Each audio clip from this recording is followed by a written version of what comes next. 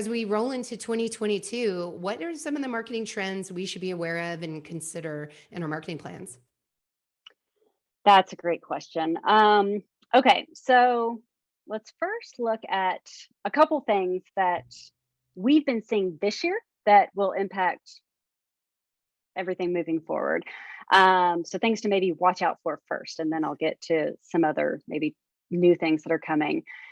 So one thing that we've been seeing is that with the pandemic and with people not being able to see each other in person and losing some of those traditional marketing tactics, a lot of people are relying on email.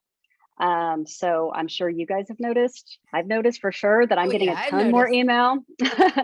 And so our customers are seeing the same thing. So we're seeing lower email rates across the board. It doesn't mean that email's out or it's not still a really great tactic. It just means that you maybe need to differentiate yourself a little bit more. Make sure that your message is extra relevant, customization, and making sure that you're not overusing that tool and maybe supplementing with some other ways to reach the same people. Um, Another area that we're seeing is with all of the privacy considerations right now and policies.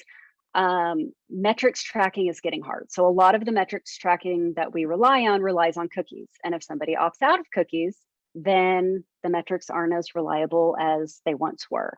And that is something that we can expect to see continuing to increase and continuing to affect how we do things. I'm still a huge advocate of segmentation and personalization. That's going to get a little bit harder to do as privacy is a bigger concern, and more tools are really taking privacy very seriously. And So as a those are a couple oh, you sorry, go know, ahead. and Jen, as a marketer working with a technical audience that is really into data, it's Mhm. so frustrating to see a It is. loss of insight.